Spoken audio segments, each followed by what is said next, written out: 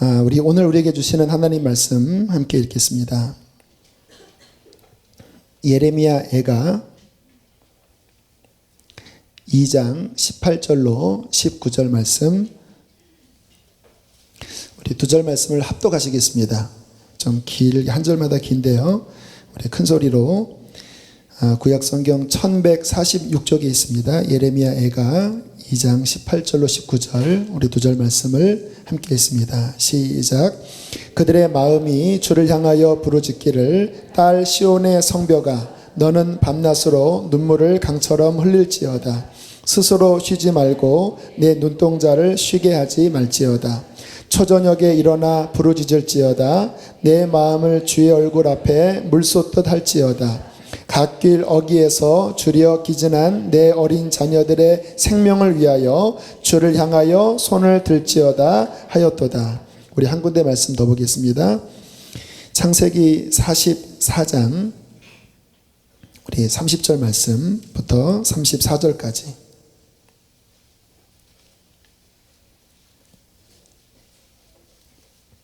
창세기 44장 30절로 34절까지 말씀을 이번에는 교독하시겠습니다.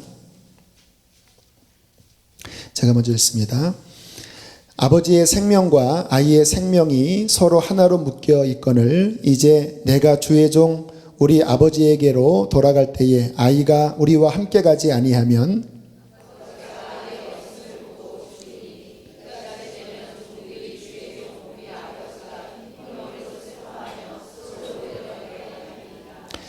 주의 종이 내 아버지에게 아이를 담보하기를 내가 이를 아버지께로 데리고 돌아오지 아니하면 영영이 아버지께 죄짐을 지리이라 하였사오나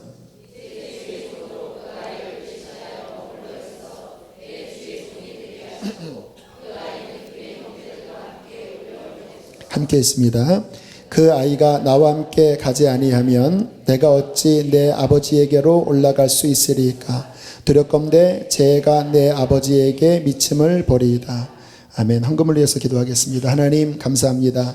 이 밤에 주님 앞에 귀한 예물 올려드리는 귀한 손길들을 축복합니다.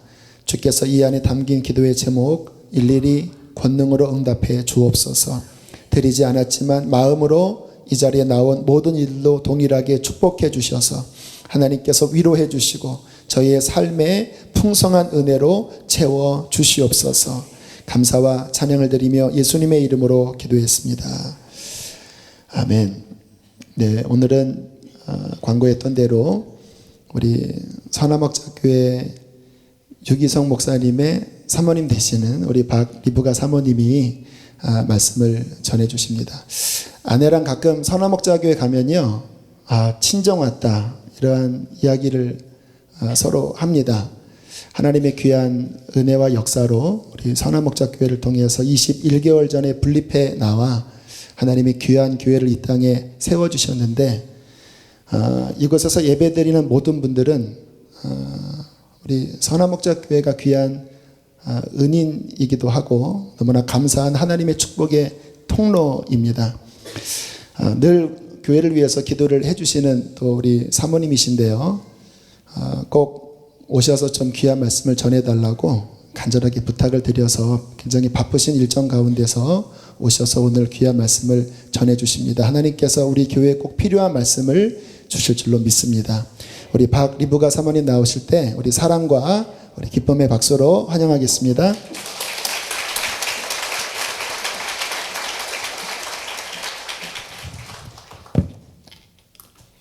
이렇게 갈라져 있군요. 이렇게 이쪽에만 오면 늘 앉아서 이쪽이 어떻게 됐는지 잘 몰랐어요.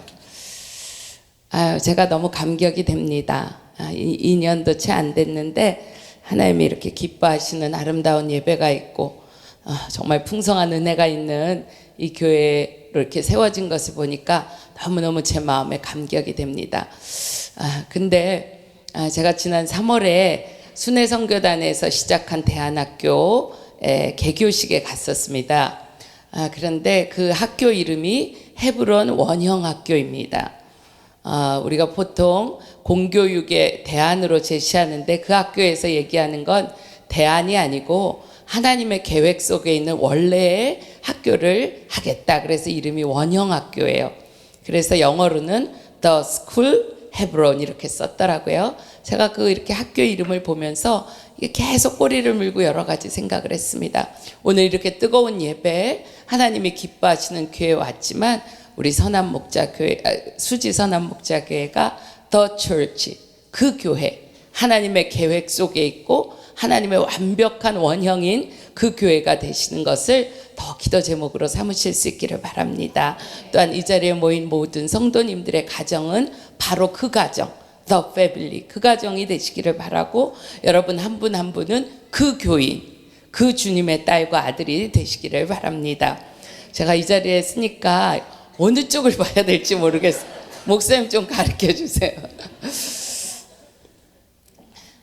이렇게 제가 이 자리에 섰지만 제 스스로 저를 압니다. 제가 여전히 기도가 부족하고 하나님을 아는 지식이 너무나 얇고 천박한 사람이 어떻게 이 자리에 설 수 있겠습니까? 근데 제가 어떤 기회에 말씀을 쓸 때마다 하나님이 세우시는 이유는 딱 한 가지인 것 같아요. 가서 그 자리를 위하여, 그 교회를 위하여 기도하라는 말씀을 늘 주셨기 때문에 제가 기도하고 이 자리에 왔습니다. 이렇게 기도를 쭉 하는 가운데 이번 주간 초에 하나님이 이 교회를 향한 약속의 말씀을 주셨습니다. 그 말씀을 사무엘상 22장 1절과 2절, 그리고 역대상 12장 22절입니다. 예, 자막이 나오는데요. 사무엘상 22장 1절 2절은 그러므로 다윗이 그것을 떠나 아둘람 굴로 도망하매 그 형제와 아비의 온 집이 듣고는 그리로 내려가서 그에게 이르렀고 환난당한 모든 자와 빚진 자와 마음이 원통한 자가 다 그에게로 모였고 그는 그 장관이 되었는데 그와 함께한 자가 400명가량 되었더라. 그리고 역대상 12장 22절에는 날마다 다윗을 도우려는 사람이 모여들어 하나님의 군대와 같은 큰 군대를 이루었다. 이 두 가지 말씀을 약속의 말씀으로 주셨습니다. 그러면서 하나님이 아둘람 굴에 모인 사람들로 하나님의 군대가 되게 하는 역사를 붙잡는 교회가 되라, 이렇게 약속의 말씀을 주셨습니다. 여러분, 오늘 이 자리에 모인 여러분이 아무 문제가 없어서 나는 교회와 나라를 위해서 기도해야지, 이런 분은 아마 한 분도 없으실 것입니다. 객관적으로 남들이 보기엔 어떠하든지 다 개인적인 갈급한 문제를 가지고 오셨을 것입니다. 그런데 다윗에게 모였던 자들이 환난당한 자, 억울한 자, 정말 핍박받는 자, 이런 자들이 모여서 결국은 이스라엘의 통일 왕국을 이룬 것을 생각하면 제가 이 약속의 말씀을 받았을 때 너무 가슴이 뛰는 거예요. 오늘 이 자리에 어떠한 형편으로 여러분이 모였을지라도 여러분은 하나님의 나라를 이룰 하나님의 군대로 부름받은 것입니다. 오늘 그 역사를 이루시기 위해서 하나님이 오늘 우리에게 어떻게 기도해야 되는지를 목사님이 읽어주신 말씀으로 좀 나누고자 합니다. 오늘 예레미야 먼저 본문 말씀을 읽어주셨는데 보면 너는 밤낮으로 눈물을 강같이 흘릴지어다. 눈동자를 쉬지 말고 눈물을 쏟으라고, 초저녁에 일어나서 울고 기도하라고, 주님 앞에 얼만큼 울어야 되는지 마치 물을 줄줄 붓듯이 그렇게 기도하라고 그렇게 얘기합니다. 정말 비상하게 간절하게 기도하라는 뜻이죠. 그러나 오늘 이 말씀으로 제가 여러분에게 나누기 원하는 것은 그저 간절하게 애타게 눈물을 쏟으며 기도하라는 것이 아닌 것을 여러분하고 나누고 싶습니다. 주님은 우리가 간절하게 붙잡아야 될 거가 있고 절대로 간절하게 붙잡으면 안 되는 거가 있다는 것을 오늘 여러분하고 나누기를 원하십니다. 여러분은 무엇을 붙잡고 오늘 기도하러 오셨습니까? 교회를 위하여 기도의 제목이 많지만 개인적으로 무엇을 붙잡고 오셨습니까? 혹은 어떤 기도 제목이 여러분을 사로잡고 있는 것입니까? 하나님께서 우리를 무엇을 붙잡고 있는지를 우리에게 알기 위해 하셔서 가장 우리를 다뤄보시는 현장이 있는데 그게 바로 우리의 가정이고 교회입니다. 왜냐하면 가정과 교회는요, 동전의 양면같이 뒤집어지는 똑같이 하나인 거예요. 그러니까 어떤 교회가, 수지선한목자교회가 거룩한 교회다 이렇게 말할 때는 어때요? 그곳에 속한 가정들이 다 거룩해야 된다는 것이고, 이 가정들이 사랑이 넘치는 가정이라고 한다면 뒤집어서 교회가 사랑이 넘치는 교회여야 한다는 것입니다. 제가 선교사 세미나를 갔던 적이 있는데 막 이제 준비를 하는데 제 안에 마음에 눌림이 생기는 거예요. 선교사님들에게 복음으로 주의 말씀으로만 살아야 된다고 할 때 선교사님들이 그러실 것 같았어요. 너는 큰 교회 사모니까 편하니까 그런 소리 실실하지, 나처럼 이런 현장에 와봐, 이럴 것 같은 거예요. 그래서 제가 준비한 말씀을 전하려다가 탁 막히는 거예요. 그래서 주님, 저는 어떻게 전해야 되냐고 주님 앞에 이렇게 기도할 때 주님이 제 마음에 말씀을 주시기를, 어떻게 순교해야 되는 현장이 선교지 뿐이냐, 너가 속한 목회 현장에서 너는 순교의 각오로 목회를 해야지, 이 말씀을 주셔서 제가 담대한 마음으로 가서 선교사님들에게 말씀을 전했습니다. 여러분, 다 버리고 순교의 각오로 가야 되는 게 선교 현장인 것과 똑같이 하나님이 기뻐하시는 가정을 세우는 일도 동일한 순교의 각오가 있어야 세워지는 것입니다. 그런데 너무도 안타깝게도 사람들이 이 각오를 가지고 가정을 지키지 않고, 또 어떤 때는 목숨을 걸고 지키려고 하기는 하는데 하나님이 원하시는 방법하고는 완전히 반대로 쓰는 것입니다. 여러분, 마가복음 7장 11절에서부터 이렇게 보면 주님이 그렇게 말씀하세요. 부모한테 못하면서 어떻게 보이지 않는 하나님한테 잘할 수 있냐, 부모에게 드려야 될 걸 고르반 하나님에게 드렸다고 이렇게 말하고, 부모에게 제대로 안 하는 너희들, 하나님이 굉장히 책망하시는 말씀을 마가복음, 마태복음 다 나와 있습니다. 그런데 또 누가복음 18장 29절에서부터 보면 하나님 나라를 위하여 집이나 아내나 형제나 부모나 자녀를 버린 자는 현세에서 여러 배를 받고 내세에서 영생을 받지 못할 자가 없느니라. 그래서 성경에 이렇게 자세히 읽어보면요, 모순되는 것과 같은 구절들이 나오고 있어요. 부모한테 잘 못하면서 어떻게 하나님한테 잘하냐 이러면서, 또 한쪽에서는 부모 형제 다 버리고 하나님을 쫓아야지, 이런 말이 모순되는 말이 나오는 것입니다. 여러분, 이 말씀 중에 도대체 어떤 말씀을 어떻게 적용해야 되는 겁니까? 가족은 버려야 됩니까? 붙잡아야 됩니까? 어떻게 하라는 말씀이에요? 많은 성도들이 가족을 붙잡아야 될 때 주의 일 한다고 가족을 버리고, 가족을 놓고 주님을 따라야 될 때 나는 가정부터 돌봐야 된다고 뒤죽박죽인 채로 주의 말씀을 받고 기도하니까 우리의 문제에 가장 중요한 나의 삶의 현장에서부터 문제가 풀리지 않으니까 기도가 힘을 얻어 나아가지 못하는 것입니다. 주님이 이것을 우리에게 확인시켜 주시려고 우리의 발판을 흔드시는 거예요. 그러면 뭔가 문제가 생기고 흔들리는 일 때문에 내가 지금 잘 가고 있는지, 내가 정말 생명줄을 붙잡고 가고 있는지를 우리가 확인하게 되는 것입니다. 여러분, 어렸을 때 들었던 전래동화 있잖아요. 남매랑 엄마랑 사는데 엄마가 호랑이한테 잡아먹히고, 그리고 애들도 잡아먹으러 호랑이가 와갖고 떡 하나 주면 안 잡아먹지 이런데 떡도 없고, 아이들이 뒤뜰로 도망가갖고 하늘에다가 막 빌기를 동아줄 내려주세요. 저희가 착한 일 했으면 무슨 동아줄? 네? 네, 튼튼한 동아줄, 아니면 잘못됐으면 썩은 동아줄 내려주세요. 그때 동아줄이 내려와갖고 붙잡고 올라갔더니 그 뒤에 쫓아온 호랑이가 보고 똑같은 기도를 반대로 했는데 썩은 동아줄이 내려와서 올라가다 떨어져 죽었더라. 이렇게 이걸 알고 있습니다. 그런데 그렇게 웃기는 얘기를요, 사람들이 그 썩은 동아줄을 생명줄인 줄 알고 붙잡고 사는 거가 조금 우리가 사는 현실이라는 거예요. 남편 붙잡고 자식 붙잡고 명예 붙잡고 돈 붙잡고 이러고 삽니다. 그런데 정말 안타까운 거는 세상 사람은 그렇게 살 수밖에 없지만 우리 예수 믿는 사람도 생명줄이 아닌 것을 그렇게 붙잡고 사는 것입니다. 사실 돈이 없어서 불안정하고 남편이 없어서 불안정한 거가 아니고 흔들거리는 걸 붙잡고 있으니까 불안정한 것입니다.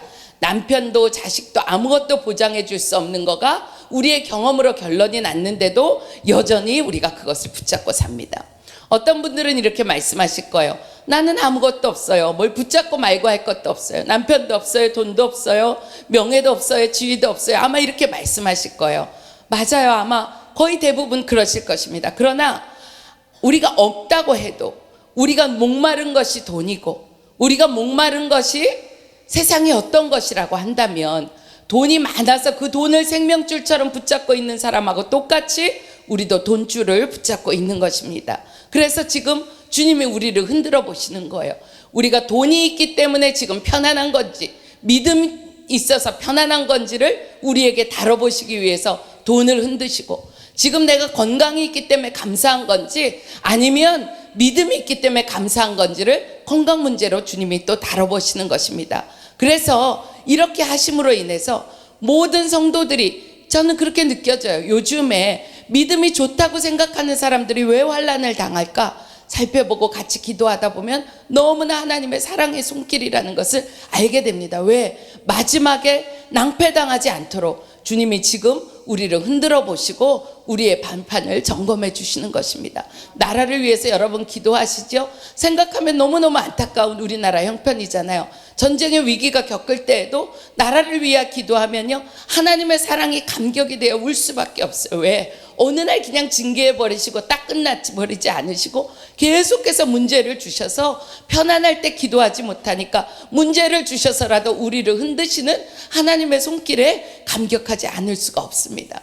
하나님이 우리를 이렇게 하실 때 우리가 붙잡은 줄이 세상 줄인지 예수님으로부터 오는 생명줄인지를 우리가 점검해야 되는 것입니다. 어떤 줄이 붙잡아야 될 줄인지, 어떤 줄이 놓아야 될 줄인지는 예수님의 생명줄을 붙잡고 보면 그것이 분명하게 보이는 것입니다. 오늘 목사님이 구약 성경에 유다가 요셉에게 나와서 간청한 부분을 읽어주셨습니다. 여러분 잘 아는 대로 베냐민을 데리고 곡식을 사러 갔더니 요셉이 볼모를 잡았잖아요. 그래서 유다가 얘기하는 거예요. 얘 안 데리고 가면 우리 아버지 죽어요. 얘 데리고 가게 해주세요 하고 간청한 부분을 목사님이 읽어주셨습니다. 우리 요즘 4월까지 여러분들 생명의 삶으로 큐티 하시죠? 장장 4개월에 걸쳐서 창세기 큐티가 끝났잖아요. 저는 이렇게 마지막에 오면서 야곱의 일생을 묵상하면서 야곱은 도대체 뭘 위해서 살았을까? 제 마음에 참 깊이 아프게 이렇게 묵상되는 삶이 야곱의 삶이었습니다. 야곱은요, 평생이 붙잡지 말아야 될 것을 붙잡고 살다가 하나님이 그것을 끊어내시는 것을 경험하는 삶으로 살았습니다. 그래서 창세기 47장 9절에 보면 늙은 야곱이 바로 앞에 서서 얘기합니다. 뭐라고 얘기해요? 내 조상의 나이에는 못 미쳤지만 험악한 세월을 살았다고 고백하게 되는 것입니다. 여러분, 하나님의 은혜로 야곱의 인생도 살았지만 여러분 마지막에 섰을 때 내가 험악한 인생을 살았지만 내 인생은 하나님의 은혜였다고 이렇게 고백을 하고 끝나야지, 내 인생이 조상의 나이에는 미치지 못했지만 험악한 인생을 살았습니다, 이렇게 끝내서야 되겠어요? 물론 많은 얘기들이 생략된 부분이 있으리라고 싶지만 제가 야곱의 살아온 인생을 보면 그렇게밖에 말할 수 없는 야곱의 삶이었을 수밖에 없다고 그런 생각이 듭니다. 어떤 분들은 야곱의 기도, 야곱이 씨름하는 기도, 야복강에 매달리는 기도, 이것을 우리의 기도의 모범처럼 얘기합니다. 그러나 제가 성경 해석을 바로 했다면 저는 그 반대로 여러분에게 말씀드리고 싶습니다. 야곱이 붙잡은 것을 평생 동안 놓아야 되는 기도로 하나님은 야곱을 인도하셨어요. 자기가 원하는 아내 얻기 위해서 그렇게 목말라 했는데 그 아내 때문에 가정에 모든 불화가 생기고 결국은 그 아내가 죽으면서 어떻게 아들 이름을 베논이라고, 슬픔의 아들이라고 이름을 짓고 인생을 끝날 수가 있겠어요? 아내 죽고 나갔고 그 아내가 낳은 아들들 요셉과 베냐민에게 온통 사랑을 다 쏟았어요. 그랬더니 그 사랑을 쏟은 아들 때문에 형제들 사이에 또 분란이 일어나서 그 아들을 죽이려고 그러고 팔아넘겼잖아요. 야곱이 주님을 만나고 환도뼈가 부러지고 이스라엘로 이름이 바뀌었지만 여전히 그럼에도 불구하고 붙잡고 남은 아들이 오늘 우리가 읽은 본문의 아들인 거예요. 요셉도 없어졌어요. 이제 남은 아들은 베냐민인데 뭐라고 얘기를 해요? 아비의 생명과 이 아이의 생명이 서로 결탁되어 있다는 거예요. 아들과 아버지의 생명이 붙어 있기 때문에 얘네들은 이거를 어떻게 하면 아버지는 죽고 말 거라는 거예요. 대부분의 부모들이 이렇게 기도합니다. 그리고 이것을 부모의 사랑이라고 생각하고 기도를 잘하는 거라고 생각합니다. 그게 아니라고 주님은 말씀하시는 것 같습니다.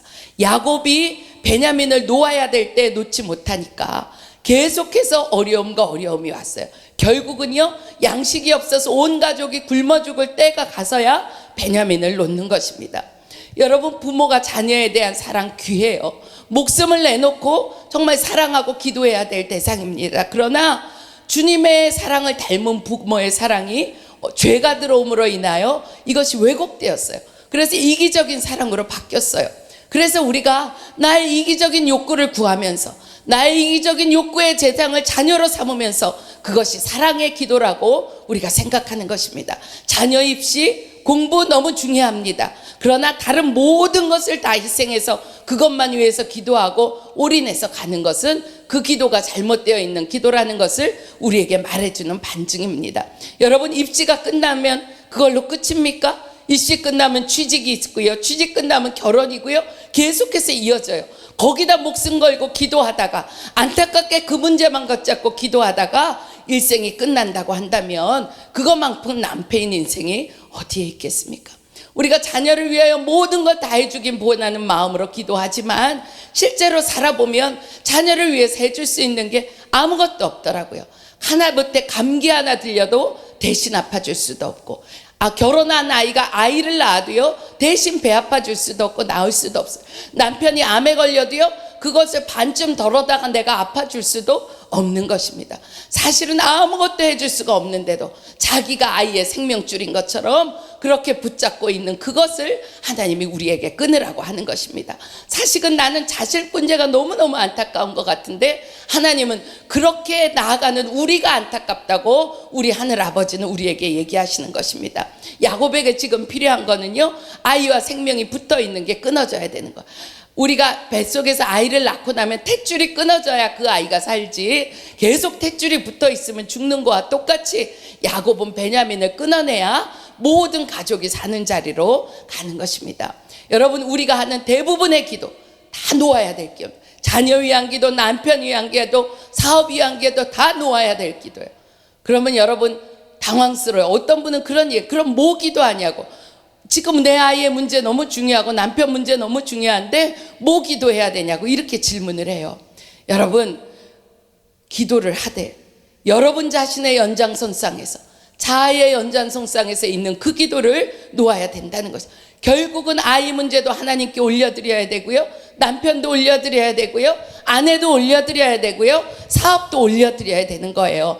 나의 생명과 내 자녀가 붙어있는 것이 끊어져야 되고, 사업에도 목숨 거는 거가 끊어져야 되고, 그래야 주님이 역사하실 수 있는 것입니다. 여러분의 갈망인지 주님의 갈망인지 알 수 있는 방법이 한 가지 있어요. 그것이 뭐냐면, 내가 그렇게 안타까운 그 기도 제목이 내 가족이 아닌데도 그렇게 안타까운지 여러분 한번 점검해 보시면 이것이 하나님의 갈망인지 내 갈망인지 너무나 분명하게 알 수 있는 것입니다. 하나님은 왜 그렇게 나한테 안타깝게 하는 그것을 놓으라고 하시는지 아세요? 우리를 살리시기 위함인 것입니다. 그러므로 제가 여러분하고 오늘 이 창세기 구약에 있는 말씀을 나누면서 제일 먼저는 기도를 하기 위해서는 우리 안에 끊어져야 될 것들이 바로 끊어져야 됩니다. 여러분, 우리가 기도할 때 정결함을 구합니다. 죄를 청산하기도 합니다. 그런데 너무 중요한 일이지만 왜 그렇게 하는지에 여러분의 마음의 동기를 살펴봐야 됩니다. 왜? 깨끗하게 기도 안 하면 기도 안 들어줄까 봐, 죄가 있는 상태로 기도하면 벌 받을까 봐, 이런 마음의 동기는요, 기도하지만 정결함을 구하는 것 같지만 여전히 우리가 내 자신을 구하고 있는 것과 마찬가지라고 하는 것입니다. 실제로 간절한 기도를 하는 이유가 뭡니까? 여러분을 그토록 간절하게 하는 그 기도의 이유가 뭡니까? 사실은 그 이면을 들춰보면요, 두려움의 줄이 우리를 붙잡고 있는 거예요. 우리가 자녀 문제, 남편 문제, 아내 문제 기도하다 보면 하나님이 우리를 어디로 데리고 가시는지 여러분들 경험하시죠? 싹 데리고 가시는 데가 있어요. 기도할 때 모리아산으로 데리고 가셔요. 아브라함만 데리고 가신 게 아니고 우리도 싹 데리고 가셔요. 그래갖고 막 열심히 기도하면 물어보세요. 자녀냐 나냐, 사업이냐 나냐, 남편이나 나냐 이러고 물어보세요. 그러면 아우 진짜 이러고는 그냥 슬그머니 산에서 내려와. 주님이 여기 데리고 왔는데 됐어요 안 그러고 내려와요. 다 경험해 보셔서 웃으시는 것 같아요. 근데 여러분, 거기서 도망치고 나니까 그 다음부터 기도가 힘이 안 나는 거예요. 주님이 데려가신 그 자리에 있어야 기도가 힘이 나는데 슬그머니 혼자 산에 내려오니까 주님이 그 문제를 부딪히는 거 안 들으려고 하니까 다른 것도 희미해지게 되는 거예요. 여러분, 주님이 이삭을 뺏으시려고 데려가셨나요? 아니잖아요. 주님이 아브라함에게 자식으로도 줄 수 없는 그 생명이 나라는 것을 알려주시기 위하여 데려가신 것이죠. 하나님의 모든 것의 공급자다, 이걸 알려주기 위해서 여호와 이레 그 산으로 데려가신 것입니다. 여러분, 여러분에게 지금 끊으라, 남편을 내려놔라, 자녀를 내려놔라, 끊으라 하는 것은요, 여러분을 살리기 위한 두려움의 줄에 묶여 있어서는 아무것도 할 수 없는 거라는 것을 우리에게 알게 하시는 것입니다. 여러분, 자녀 공부 못하는 것 때문에 왜 그렇게 안타까우세요? 성경의 말씀은 뭐예요? 약한 자를 들어 강한 자를 부끄럽게 하신다 그랬으니까 약한 우리 아들 아멘입니다, 감사합니다, 이렇게가 안 되잖아요. 말씀은 그렇게 있지만 아닌 거예요. 우리의 마음에 두려운 마음이 드는 거예요. 우리도 알아요. 성적대로 인생이 풀리는 거 아니는 건 알아요. 내 주변을 봐도 그렇고 나를 봐도 그렇고 다 알아요. 그런데도 우리가 왜 그렇게 성적에 목을 매요? 두려우니까 그렇게 하는 것입니다. 남편을 위해서 기도 많이 합니다. 정말 기도 많이 해야 돼요. 왜? 영적인 문제가 결핍되어 있기 때문에 기도 많이 해야 됩니다. 그러나 남편을 위해서, 아내를 위해서 기도 많이 하는 이유가 뭐예요? 그 밑바닥을 파보면 우리의 마음에, 내 마음의 동기가, 이기적인 동기가 있어요. 내 지금 고생하는 건 너 때문이야. 너만 잘하면 우리가 이 고생 안 해. 너가 변화해 우리가 이 고생 안 해. 이런 마음이 우리에게 한 자락 깔려 있는 거예요. 하나님, 내 생명을 취하셔서 내 남편의 생명이 살면 내가 그것으로 족하겠습니다. 이런 기도가 나올 때까지 주님이 우리를 다뤄보시는 것입니다. 사실은 남편을 붙잡고 있는 것 같아도요, 정확히 말하면 우리가 두려움을 붙잡고 있는 거예요. 자식을 붙잡고 기도하는 것 같아도 정확히 말하면 우리가 두려움을 붙잡고 있는 것입니다.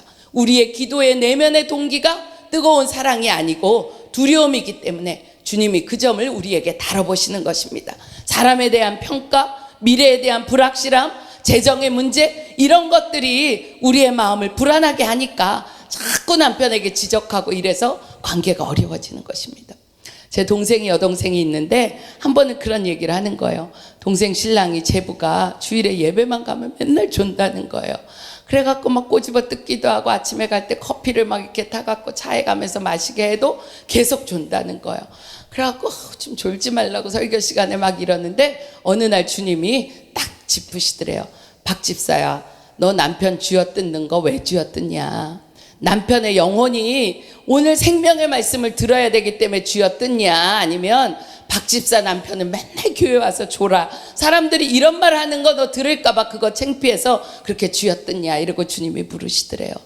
주님이 물으시는데 어떻게 우리가 회피할 수 있어요? 정말 깨갱하고 주님 잘못했어요. 제 마음에 남들이 그래도 박 집사는 이렇게 볼 텐데 그 남편이 맨날 존다고, 그 소리 듣기 싫은 자기의 마음이 하나님 앞에 적나라하게 드러났다는 거예요. 그러면서 제게 전화를 하면서, 그런데 언니 있잖아, 내가 그렇게 회개하고 나니까 어떻게 됐을까요? 그 다음 주부터 남편이 안 존대는 거예요. 할렐루야. 주님이 하시는 일들이 그렇습니다. 저희 아버지가 목회를 하셨는데 제가 고3 때 간암 판정을 받으시고 2달 만에 돌아가셨습니다.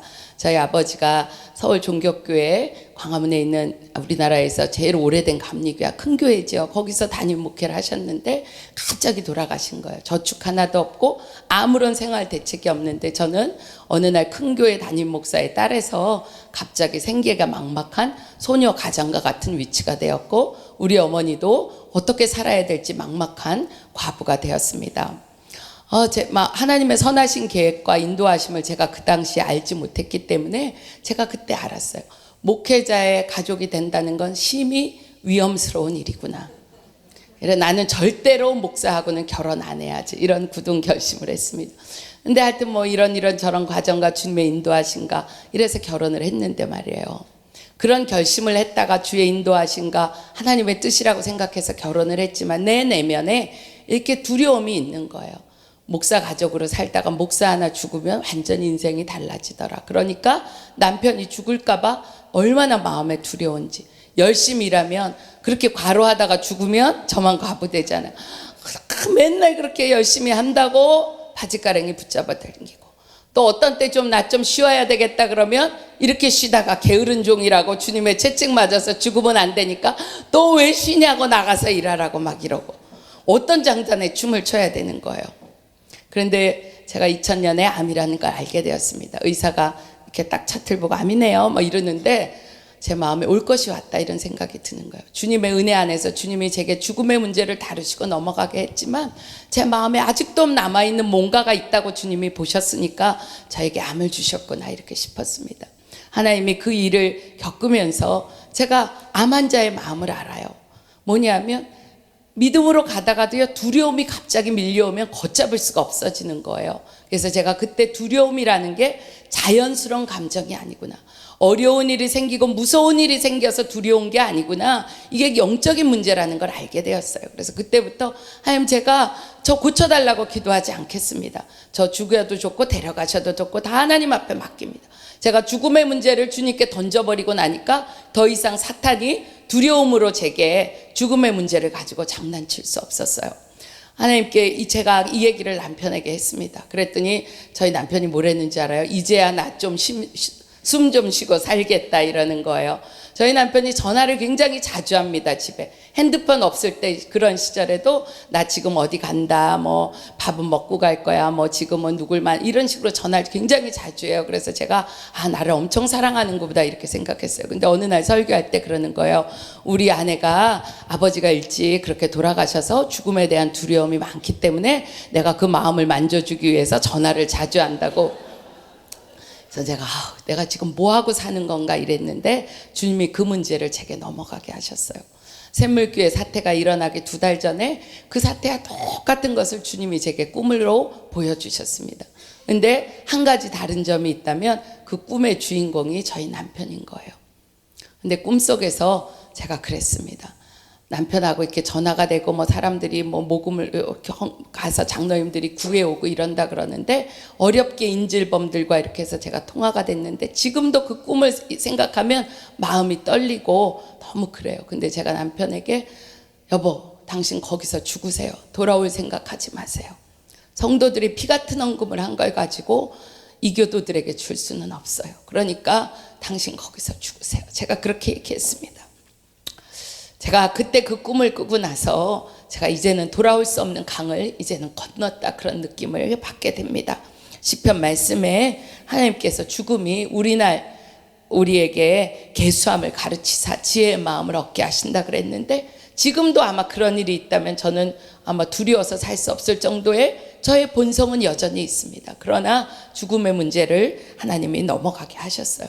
제가 이 일을 겪으면서 알게 되었습니다. 제가 남편을 사랑하기 때문에 닥달하는 게 아니고 제 마음의 두려움 때문에 남편을 그렇게 흔들고 있다는 것을 알게 되었습니다. 요즘 경제적으로 어려운 때입니다. 여러분, 사업을 위해서 기도 많이 하시죠? 왜 기도하시는 거예요? 망할까봐 두려운 마음이 여러분을 잡고 있는 한 그 기도는 능력의 기도로 갈 수가 없습니다. 여러분, 교회를 위해서 안타깝게 기도하시죠? 너무나 귀하지만 교회를 위한 기도도 사실은요, 교회 위한 기도니까 다 주의 일 같아도 어떤 때는 이기적인 기도가 될 수도 있는 것입니다. 가끔 제 자신을 돌아봅니다. 제가 담임 목사 사모가 아니래도, 선한목자교회 사모가 아니라도 제가 선한목자교회를 위해서 그렇게 안타깝게 기도할까? 만약에 내가 사모가 아니면 내가 선한목자교회를 위하여 기도할 동기가 없어졌다고 한다면 사실은 지금 아무리 내가 교회를 위하여 기도하는 것 같아도 나는 나의 연장선 속에서 기도한 것입니다.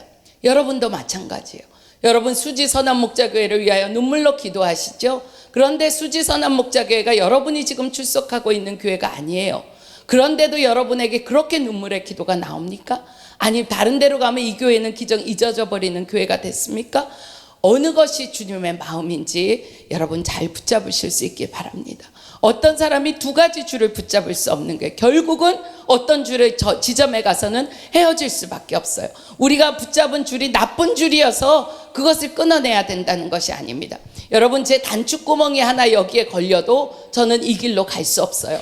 우리에게 1%라도 우리를 다른 곳에서 붙잡고 있는 한 주님의 생명줄로만 갈 수 없기 때문에 주님이 이것을 끊어버리라고 우리에게 말씀하시는 것입니다. 제가 방언으로 기도하기 원하는 성도들을 돕다 보면 어떤 때는 너무 간절해서 너무 방언하기를 원해서 방언이 안 되는 분이 있어요. 막 울면서 방언하게 해달라고 막 기도하는 거예요. 그래서 제가 그렇게 기도하지 말라 그래요. 기도하지 말고 잠잠하게 내 얘기를 들어보라고. 그리고 방언하려고 하는 그 간절함을 내려놓으라. 당신이 계속 입은 하나밖에 없는데 방언하게 해주세요. 계속 울며 불며 기도하면 방언이 어느 입으로 나오겠어요. 그죠?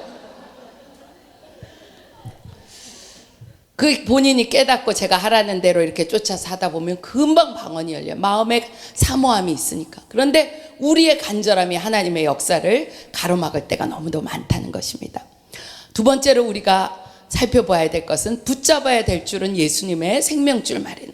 이걸 여러분이 모르시지 않지만 오늘 끊어내야 될 줄들을 끊어내고 두려움의 줄들을 끊어내고 보면 주님의 생명줄이 여러분에게 선명하게 보입니다. 여러분의 마음에 주님의 생명줄만 붙잡으라고 하면 너무 위험하잖아, 불안하잖아, 이런 생각이 들 것입니다. 그런데요, 이 줄만 붙잡아야 사는 것입니다. 여러분, 가장 좋은 것을 주시는 하나님의 줄을 붙잡는 것도 사실은 어려움이 있어요. 그런데 차이가 있어요. 주님이 주시는 줄을 붙잡으면 지금 어렵고 힘들어도 한 걸음 한 걸음 순종의 길로 나아가면 우리를 안정시켜주고 기쁨을 줍니다. 그런데 세상의 줄을 붙잡으면은요, 그것이 현재는 뭔가 좀 그럴듯하게 보이는 것 같지만 얻고 나면요 불안하지 않아요? 아니요. 얻고 나면요 얻은 거 잃어버릴까 봐 또 불안해지는 거예요. 그래서 주님이 한 가지 줄, 예수님의 생명줄만 붙잡으라고 하는 것입니다. 여러분, 인생의 마지막에 가서 우리가 허망한 줄, 호랑이의 썩은 동아줄을 붙잡았는 게 알게 되면 얼마나 낭패이겠습니까? 주님이 그것을 우리에게 지금 깨우쳐 주십니다.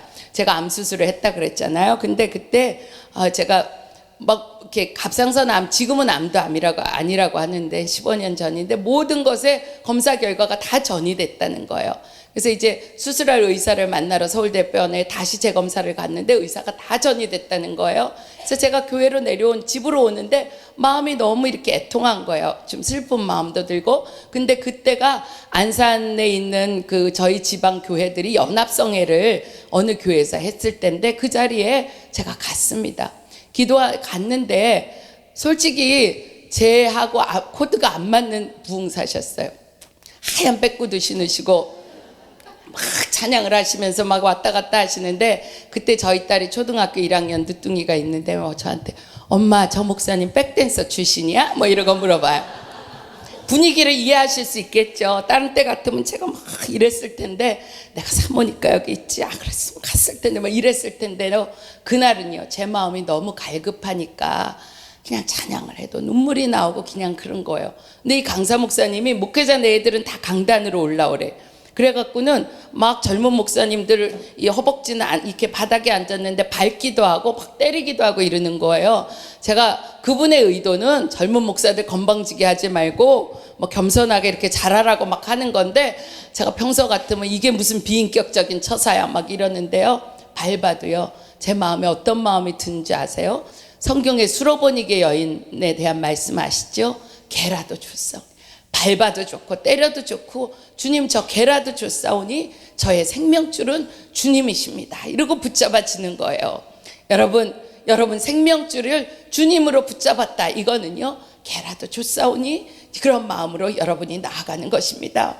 제가 마음이 완악해지고 마음이 메말라지면 돌아가는 기도의 자리들이 있습니다. 제가 첫 번째 목회했던 부산의 제 기도의 자리로 돌아가기도 하고 제 마음이 강팍해져서 기도가 잘 안 될 때는 그때 그 강사 목사님이 막 발로 지지 밟았을 때 그때로 돌아갑니다. 하나님 그때 제 심령은 개라도 줬사오니 주님만이 저의 생명줄입니다. 그렇게 붙잡았었던 그때로 제가 돌아갑니다. 그러면 제가 은혜가 금방 회복되는 것을 느끼게 됩니다. 여러분에게 있는 문제들은요 여러분에게 그 문제를 붙잡고 씨름하라고 주신 문제가 절대 아니에요. 이 문제를 통해 주님만이 생명줄이라는 걸 붙잡으라고 주신 것입니다. 여러분 마음이 가난해지셨어요? 개 같아도 그래도 좋다고 정도로 가난해지셨어요? 그러면 너무 축복인 거예요. 주님을 붙잡을 기회가 왔다는 것입니다. 유다의 간청은 바로 이 생명줄을 붙잡는 거였어요. 유다가 그 베냐민이 뭐 그렇게 예뻐 보였겠어요? 아버지의 편애를 받았다. 그러나 유다는 아버지와 아들이 결탁되어 있는 그 마음을 이해했어요. 아버지의 마음도 알았고 동생의 형편과 처지도 알았습니다. 그래서 하나님이 기뻐하시는 마음의 간청을 올릴 수가 있었던 것입니다. 자기 자신이 죽은 기도를 드릴 때, 주님만이 생명줄로 붙잡아질 때 주님이 그것에 역사하는 것입니다. 저는 생각합니다. 야곱이 마음이 간절해서 베냐민이 돌아온 게 아니고, 물론 이제 스토리는 요셉의 일로 연결이 되지만 그 유다의 그 결정과 유다의 그 자기를 내놓는 마음 때문에 하나님의 역사가 그 다음 단계로 넘어갔다고 그렇게 싶습니다. 저희 교회 교우들을 같이 이렇게 기도하다 보면 여러 가지 문제들이 많이 있잖아요. 근데 어떤 교우가 너무나 어려운 문제를 만났어요. 오랫동안 같이 기도했습니다. 그런데 도무지 환경이 풀릴 여건이 안 되니까 이분이 늘 기도하고 믿음으로 나아가는 분인데도 기도가 꺾어지는 거예요. 근데 기도가 한번 꺾어지니까 그 다음에 믿음이 꺾어지는 일은 너무 쉬운 일이에요. 그러면서 막 하나님한테 원망을 하고, 차라리 나를 죽여달라고, 나를 데려가 달라고, 내가 뭘 그렇게 잘못해갖고 나한테 이 고생을 하냐고 막 그렇게 울부짖으면서 기도하는 거예요. 그러니까 문제는 더 악화되고 기도의 시간은 오래 가고 이렇게 시간이 계속 흘렀습니다. 그런데 제가 이분을 붙잡고 기도하는데 지금도 울어요. 그런데 기도가 달라졌어요. 그때는 하나님께 원망하고 나만 왜 이렇게 하냐고 울고불고 하던 기도가 지금은 예수님 한 분이면 충분한데 내가 왜 이것을 진저 깨닫지 못했을까요? 주님만이 나의 생명줄인데 내가 주님만을 붙잡습니다. 그렇게 애통하여 우시는 겁니다. 제가 그 기도를 들으면서 이제 됐구나, 때가 됐구나, 손바닥만한 구름이 올라오는 때가 됐구나, 이렇게 느끼게 되고 하나님 앞에 감사하게 됩니다. 근데 사실 알고 보면 우리가 생명줄을 붙잡은 것 같아도 주님이 우리의 그 붙잡은 손, 너무나 가는 그 손을 주님이 확 붙잡고 계시는 거 아세요? 우리가 놓치지 못하도록 주님이 붙잡고 계세요. 제가 오늘 오면서 기도할 때 주님이 그런 마음을 주세요. 죽을 것 같은 마음으로 이 자리에 온 사람이 있다고 주님이 말씀하셨어요. 죽을 것 같은 마음으로 오신 분이요, 주님의 말씀을 잘 들으세요. 주님이 제가 이렇게 말씀하셨어요. 죽을 것 같은 형편에 죽고 싶은 마음을 얹어서 사탄에게 순종하지 말고 죽을 각오로 기도하라. 죽는 것은 이미 내가 했으니 내 손을 잡아라. 이렇게 주님이 말씀하십니다. 오늘 꼭 여러분 그렇게 주님을 생명줄로 붙잡으시기 바랍니다. 예수님을 생명줄로 붙잡은 성도만이 주님의 마음에 있는 기도를 하게 되는 것입니다. 예레미야가 우는 거 그냥 울라고 하는 거 아니에요. 예레미야는요, 말 안 듣는 이스라엘 백성들 그렇게 돌이키라고 날마다 쫓아다니면서 울면서 기도한, 얼마 동안 기도한 줄 아세요? 이 선지자 미쳤다, 이 얘기 듣지 말라, 거짓 선지자다 이러고 하는데도 날마다 예레미야는 주 앞에 나아가 기도하고 성도들에게, 이스라엘 백성들에게 예언의 말씀을 선포했습니다. 몇 년이요? 26년간 했어요. 어떻게 이렇게 안 듣는데 할 수 있나? 제가 말씀을 읽으면서 깨달았어요. 주의 은혜가 아침마다 새로우니, 주의 인자와 긍휼이 아침마다 새로우니, 그 은혜의 생명줄을 예레미야가 붙잡았기 때문에 백성들이 듣든지 안 듣든지 26년 동안 선포할 수 있었던 거예요. 그런데 그 예레미야가 자기가 그렇게 주님의 마음으로 울어봤기 때문에 이스라엘 백성들에게 말하는 거예요. 주님의 마음을 품고 주님의 생명줄로 붙잡으면 당연히 이런 기도가 나오게 되어 있습니다. 제가 1년 반 전에, 재작년 10월에 서울에 있는 어떤 고등학교에, 기독교 고등학교에 교사 기도회를 갔습니다. 교목이 6명이나 되는, 이름만 되면 알 수 있는 기독교 학교인데 갔다 와서 제 마음이 너무 참담했어요.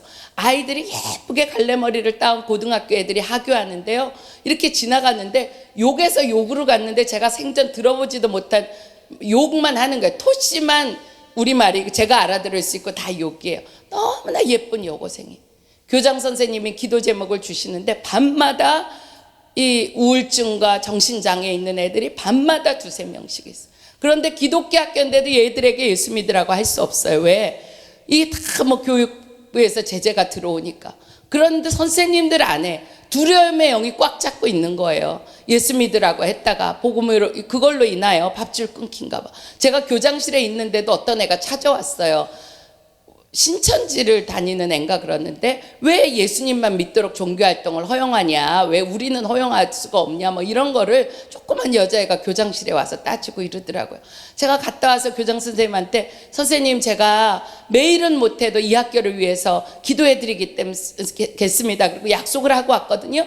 그리고 기도하는데 주님이 그때부터 제 마음에 계속 불을 주시는 거예요. 너희가 너희 자녀를 사수하라, 너희 자녀들의 영혼을 사수하라, 그 말씀을 계속 주시는 거예요. 그래서 제가 화요 중보 기도할 때마다 여러분 우리가 아이들의 영혼을 사수해야 됩니다. 그리고 기도 제목을 계속 냈습니다. 너무나 감사하게 금년 3월부터 저희가 금요일마다 다음 세대를 위한 어머니들의 중보 기도 모임이 열리는데 얼마나 뜨겁게 모이는지 몰라요. 근데 보니까 대학생들이 문제가 아니다, 중학생들이 문제더라고요. 초등학교 애들은 아직 좀 어리고 고등학교 애들은 입시가 발등에 불이니까 그런데 이 중학교 애들이 진짜 정말 대책이 안 쓰는 애들이에요. 엄마들이 와서 울면서 어떻게 기도해야 될지를 모르는 겁니다. 여러분, 사수하라가 뭐예요? 군인이 고지를 사수하라, 그거는 뭐예요? 죽어서 그 고지를 지키라는 거잖아요. 하나님이 제 마음에 영혼을 사수하라고 주신 것은요, 우리의 생명을 내놓고 애들의 영혼을 지켜야 된다는 것을 말씀으로 주신 것입니다. 지금 그리스도인들이 이름뿐이고 껍데기뿐인 그리스도인들이 너무 많아요. 제가 우리 교회에서 영성일기를 쓰니까 교우들의 일기를 읽게 되고 뭐 사모님들 이렇게 일기를 하면서 보게 됩니다. 다 무너져 있어요. 다 무너져 있어요. 스마트폰에 다 무너져 있어요. 예전에는요, 게임하고 뭐 하다가도 아프면 누워서 알았어요. 아프면 주님이 영혼도 좀 쉬게 하셔요. 근데 요새는요, 어떻게 해요? 아프면 누워서 이렇게 드라마 보고, 아프면 누워서 이렇게 핸드폰 들고, 이게 뭐죠? 스포츠 보고. 남자들은 스포츠, 음란물, 여자들은 드라마에 다 무너져 있습니다. 정말 제 마음에 두려운 것은 6.25 사병 같은 전쟁이 일어났을 때 왜 그때 그랬대잖아요. 옆집에서 밥 나눠 먹고 마실 다니고 했던 사람들이 다 빨치산이었고 공산주의자여갖고 다 반동분자 색출한다고 이렇게 나섰다 그러잖아요. 지금도 멀쩡히 같이 예배드리고 이 교회에서 찬양하고 이러다가 어느 날 우리에게 환란이 닥쳤을 때 성도인 줄 알았더니 정말 양의 탈을 쓰는 마귀였다고. 이런 것이 우리 주변에서 벌어지지 말라고. 수지 목사나 목재는 그런 일 한 건도 없다고. 여러분 어떻게 단언할 수 있겠어요? 영혼을 죽음으로 사수한다, 이 마음이 없이는, 다음 우리의 세대들을 사수한다는 마음이 없이는요, 이런 일들이 벌어질 수밖에 없는 것입니다. 여러분, 자녀들에게 신앙교육 잘 시키는 거 너무 중요합니다. 근데 일단은 살아야 뭘 교육을 시키죠. 공부도 잘 시키고 신앙교육도 잘하고 좋은 일입니다. 그러나 그게 가능하지 않는 세대가 됐어요. 제가 10년 터울로 막 늦둥이 딸이 있는데 남편하고 의논해서 얘를 신앙교육을 잘 시키겠다 이래서 대안학교에 보냈습니다. 근데 대안학교에 보내보니까요, 이게 학교에서 과외도 하면 안 돼, 학원도 보내면 안 돼. 제 마음이 안타까운 거예요. 실력은 있는데 기술만 넣어주면 이게 아주 쫙 올라갈 텐데 학교에서 그걸 못하게 하니까. 그러나 거짓으로 할 수 없으니까 고3 내일이 이제 뭐 20대가 다 돼도 열심히 학교에서 돌아와서 혼자 공부를 고등학교 3학년 내내 하는 거예요. 그것도 너무 어떤 때는 속 터지는 일인데, 이게 대안학교에서 검정고시를 치르니까 학교 내신이 없으니까 수시에 늘 데가 없는 거예요. 수시에 50% 이상이 수시인데 수시에 늘 데가 없으니까 기회가 2분의 1로 줄어들잖아요. 야, 제가 그 일을 겪으면서 성도들이 믿음으로만 아이를 양육한다는 일을 이렇게 도전을 받을 때 무서워서 못하겠구나 하는 생각이 들더라고요. 여러분, 여러분에게 신앙이냐 공부냐 이렇게 물을 때 당연히 신앙이지, 여러분 이렇게 붙잡을 수 있겠어요? 그래야 겨우 영혼을 빼앗기지 않을 수 있을 정도의 세상이 되었습니다. 얼마 전에 스마트폰 폐해에 대해서 어떤 정신과 의사가 강의를 하면서 이런 얘기를 했어요. 조금 전의 세대까지만 해도요, 사단이 문화를 통해서 우리를 장악해 들어왔어요.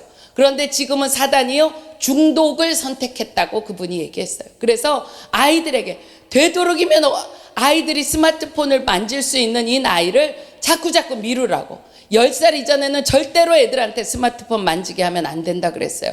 여러분, 교회 와도요, 애들 떠들고 막 이러니까 스마트폰 꺼내서 주지요. 우리도 사모님들이 보니까 이렇게 갖고 만화도 보게 하고 뭐도 하고 하더라고요. 절대로 그러면 안 된다는 거예요.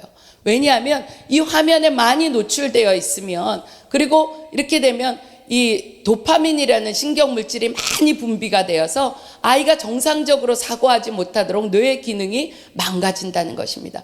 저는 사북에 거기 그 카지노에 몰입한 사람들, 거기 땅밟기 기도 갔다 도대체 돈을 읽는데도 어떻게 밤새워서 하는지 이해가 되지 않았어요. 게임을 하고 돈을 딸 때 그 쾌감이 돈을 잃을 때에도 이게 바뀌어야 되잖아요. 그 쾌감이 돈을 잃어도 게임을 하는 동안에 계속 지속이 되니까 집도 팔고 차도 팔고 자기 옷도 팔고 다 팔고 알랑거지가 되어서 거기서 나오는데도 그걸 계속 간다는 거예요. 우리가 범죄자를 신문에서 보면 사람이 어떻게 이럴 수가 있나 이런 얘기들을 합니다. 근데 사람도 그렇게 되는 이상한 시대가 됐어요. 왜? 뇌기능 자체가 망가졌기 때문에 사람이 보통 정상적으로 가질 수 있는 정서와 감정을 가질 수 없는 세대가 되었다고 하는 것입니다.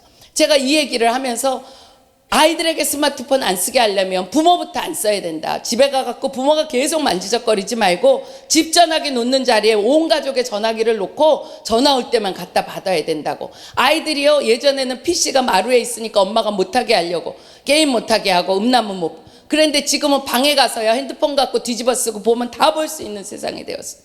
그래서 제가 그 얘기를 했더니 우리 사모님 중에 한 사람이 그러면 자기는 안 해야 되겠다 그래갖고 모든 어플을 다 지우고 아이가 소풍 가는데 그 핸드폰을 줬대요. 그랬더니 그 아이가 학교 갔다 와갖고 막 화내면서 애들이 다 자기 놀렸다고, 무슨 애들이 갖고 있는 어플이 자기한테 하나도 없으니까 너는 핸드폰이냐 무슨 꼬물이냐 막 이러면서 놀렸다는 거예요. 근데 그 초등학교 3, 4학년 애들이 보는 다운받아갖고 하는 어플이 뭔지 아세요? 여자친구와 궁합이 맞는가 살펴보는 그런 말도 안 되는 일들이 어른의 장사 속에 애들이 놀아나고 있고요. 그걸 아이들이 같이 하는 거가 이 문화라는 거예요. 그런데 아이들이 왕따를 당해도 나는 믿음으로 아이를 지킬 거야. 어떻게 하실 거예요? 여러분, 영혼을 사수한다는 거가 듣기 좋은 말이 아니고 거창한 구호가 아닌 것입니다. 여러분, 이 일을 놓고 어떻게 우리가 울지 않을 수가 있겠습니까? 주님은 제게 아이들의 마음에 온갖 쓰레기 같은 생각들을 몰아내고 다니엘의 이상으로 채우라는 말씀을 주십니다. 이 아이들이 세상을 변화시킬 아이들이잖아요. 우리는 그냥 기도할 세대로 벌써 나이가 먹었어요. 그런데 이 아이들의 생각이 이렇게 쓰레기로 덮여 있어서야 어찌할 수 있겠습니까? 우리가 정말 물 쏟듯이 눈동자에서 쉬지 않고 눈물이 흐르게 기도해야 될 문제라고 하는 것입니다. 제가 재밌는지만 참 마음 아픈 얘기를 하나 할까요? 저희 부목사님 집 아이 하나가 중학생인데 국토순례를 갔어요. 3박 4일. 그래갖고 사모님들한테 기도해달라고 다 문자를 보내고 학교에서도 오늘은 어디까지 갔습니다. 뭐 애들 상황은 어떻습니다. 이러고 이제 기도 문자가 오고 이랬어요. 그런데 목요일 날 사모님들한테 비상 기도가 울렸어요. 이 아이가 이 수련회 간 애가 배가 너무 아파갖고 행군을 할 수가 없으니까 하나님 우리 뭐 김똘똘이면 똘똘이를 위해서 기도해 주세요. 뭐 이렇게 전화가 온 거예요. 그래서 이제 다들 열심히 기도했는데 금요일에 왔어요. 그래서 아유 어떻게 잘 갔다 하냐니까 그렇게 기도해 주셔서 뭐 잘 갔다 왔다고. 근데 그 사모님이 일기를 쓰면서 이런 얘기를 했어요. 사실은 애가 돌아와서 얘기를 하다 보니까 애가 화요일부터 아팠다는 거예요. 그런데 이제 엄마는 화요일부터 아픈 걸 모르고 목요일부터 아픈 걸 알았어요. 근데 이렇게 보니까 매일 학교에서 문자가 올 때 얘는 김똘똘이니까 문자가 오기를 그날 정똘똘 아파갖고 뭐 이렇다고 이렇게 문자가 온 거예요. 그러니까 엄마가 어떻게 생각했을까요? 이름은 똑같은데 우리 애가 아니네 이러고 지나갔던 거예요. 그런데 정똘똘이 아픈 게 아니라 바로 이 집 김똘똘이가 아팠던 거예요. 그러면서 그 사모님이 너무 가슴을 치면서 회개했다고. 그날 정똘똘이든지 김똘똘이든지 그게 무슨 상관이에요. 애가 아프다면 그 학생 애들이 아프다면 내가 우리 아들하고 똑같이 기도했어야 됐는데 그날 얘는 아픈 애 이러고 지나갔다가 목요일에 내 아들 아픈 애 막 사모님들 기도해 주세요 이랬는데 바로 그 애가 그 애였다니. 제가 그 얘기를 들으면서 정말 가슴이 서늘하더라고요. 여러분, 내 문제, 교회 문제, 나라 문제 다 따로 있는 거 아니에요. 내 문제를 붙잡고 있으니까 주님의 문제가 보이지 않는 것입니다. 여러분, 온 나라가 전쟁 속에 있는데 어떻게 내 아이만 지키라고 할 수 있겠어요? 전쟁을 막아서야 이기는 겁니다.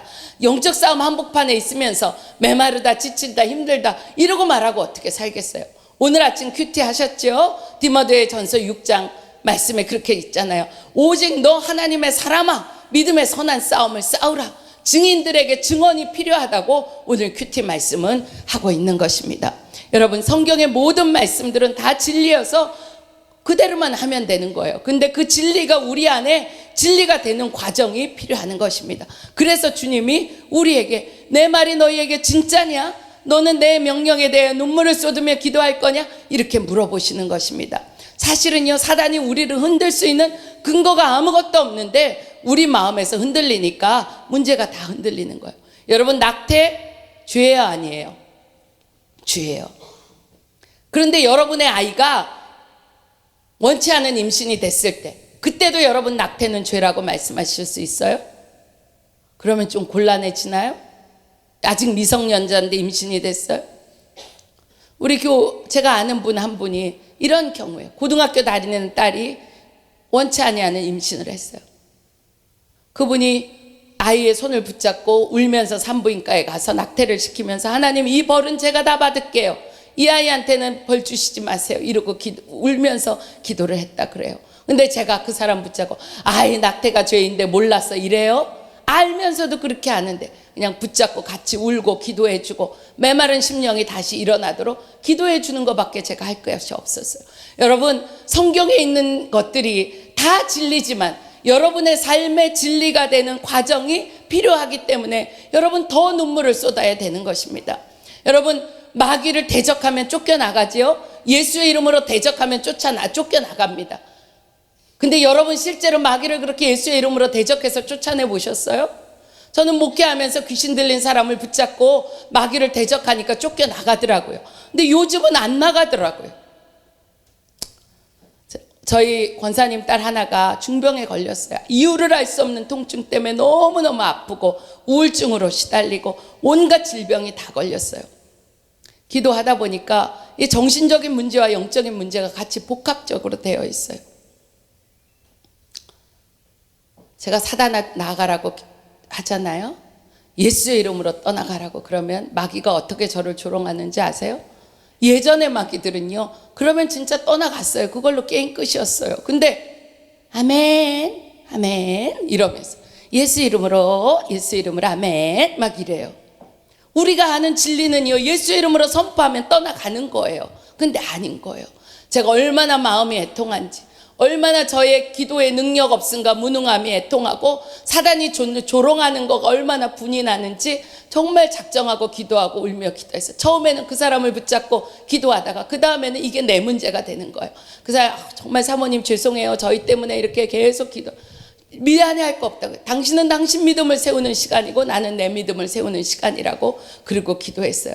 정말 안타까워서 울고, 왜 이렇게 이 사람은 믿음이 안 쓸까? 믿음이 서면 사단이 떠나갈 텐데 왜 이렇게 안 설까? 그러나 성경에는 믿음 없는 사람도 주님이 내어 쫓으셨는데, 하나님, 저는 믿음 있는 사람하고 기도할 때만 귀신이 쫓겨가나요? 제 믿음의 수준은 믿음이 없는, 그런데 귀신에 시달리는 세상 사람들의 믿음 위에서 기도할 때는 귀신이 안 쫓겨가는 믿음인가요? 이러고 기도했어요. 마귀가 떠나가는 것 같지만 정말 중심에 하나가 떠나가지가 않아요. 포기하고 싶은 순간도 너무 많았어요. 그런데 포기하고 싶지만 포기할 수가 없어요. 여러분, 가족을 포기할 수 있어요? 포기할 수 없어요. 가족은 가족이니까 포기할 수 없지만 능력도 없는 게 우리의 믿음의 현주소가 돼갖고는 어떻게 주의 일을 할 수 있겠어요? 제가 이분을 붙잡고 기도하면서 1년이 돼갑니다. 주님이 진짜냐고 물으시는 거예요. 병을 고치기 위함보다 믿음을 고쳐지는 기간이었고, 정말 물 쏟듯이 주님의 마음으로 기도하는 그러한 기간이었으며, 그 영혼에 대한 사랑을 붓고 기도할 때 마귀가 떠나기 시작했어요. 그 기간이 1년이 걸렸습니다. 딱 1년이 지났어요. 고난주간이 지나면서 마지막 작전 기도를 하는데, 정말 이 마귀가 떠나겠다 그런 마음을 가지고 했습니다. 부활절 이후부터 통증이 줄어들고 정상적인 생활을 하고, 이제 더 이상 매일 엄마가 지켜야 됐어요. 아파트 베란다 끝에 가서 서 있고 차로 가니까. 그랬는데 이제 그런 것 없어지고 자기 자녀를 스스로 돌아볼 수 있는 자리까지 가게 되었습니다. 여러분이 붙잡은 진리의 말씀이 여러분의 삶 속에서 뜨거운 기도로 확증되어야 됩니다. 그게 진짜라고 여러분, 이게 검증되어야 하는 것입니다. 주님을 생명으로 붙잡은 자가 주님 앞에서 이 뜨거운 눈물을 흘리기를 너무나 기다리십니다. 제가 아는 사모님 하나가, 후배 사모님이 교인들이 말씀은 잘 듣는데 믿음으로 화합하여 교회가 변하지 않는다고 제가 안타까운 마음을 얘기했어요. 제가 그 기도 제목을 듣고 그 교회를 위해서 기도할 때 주님이 주시는 마음이 있었어요. 그래서 제가 그분에게 다시 전화를 걸어서 얘기를 했어요. 사모님, 내가 기도하는데 이런 마음이 들더라. 바닥이 너무 딱딱한 거예요. 너무 땅이 단단한 거예요. 그래서 사람들이 다 거기에 널브러져 누워있더라. 사모님이 눈물의 기도를 보봐. 계속해서 그 땅에 눈물의 기도를 보봐. 그러면 땅이 질퍽거려서 사람들이 누워있을 수가 없어. 다 일어날 거야. 그러니까 사모님 눈물의 기도를 보보세요. 그렇게 제가 말씀을 드렸습니다. 여러분, 나라를 위해서도 여러분 가정을 위해서도 눈물의 기도자가 필요합니다. 정말 두려움의 줄을 붙잡고 내 이기심의 줄을 붙잡은 자가 아니고 그거 다 끊어버리고 예수님의 생명을 붙잡은 자가 일어나는 것을 주님이 기다리고 계십니다. 여러분, 교회를 향하여 아들랑굴에 모인 자로 하나님의 역사를 이루는 군대를 삼으시겠다는 약속을 주셨으니 예수님만 생명줄을 붙잡은 여러분의 기도, 그 눈물의 기도, 정말 물을 쏟듯 주님의 마음을 쏟아내는 주님의 마음이 여러분의 입으로 토해지는 그 기도를 통해서 이 땅을 살리고 한국교회를 살리는 역사가 수지선한 목자교회를 통하여 있기를 원합니다. 이 시간 우리 같이 기도하겠습니다. 제가 한 가지 기도 제목 인도하고 또 목사님이 나와서 기도 인도를 해주실 텐데, 여러분에게 끊어야 될 것들을 회피하지 마시고 주님이 여러분을 모리아 산으로 데려가시면 혼자 걸어 내려오지 마시고 거기서 주님 앞에 여러분이 끊어야 될 것들을 끊으시기를 바랍니다. 여러분 자녀 안타깝게 기도하는 그거 끊으세요. 여러분 자녀를 향한 기도를 어떻게 하면 제일 잘하느냐, 자녀가 어떠하든지 예를 주신 거가 감사하다는 게 믿음의 고백이 아니고 정말 너무 행복할 지경까지 가면 여러분 기도가 잘 간 것입니다. 여러분, 이 시간 우리가 먼저 끊어져야 될 것이 끊어져야 주님만을 생명으로 붙잡을 수 있을 것입니다. 이 시간 기도하겠습니다. 주님, 저에게 끊어야 될 것들을 알게 하십시오. 세상에 안정감을 주는 모든 것들을 끊고 두려움의 줄을 끊고 의무감의 줄을 끊고 하나님 아버지 주님을 바라보기 원합니다. 그 기도를 하면서 여러분 나아가겠습니다. 하나님 아버지, 하나님 이 시간 하나님 아버지 하나님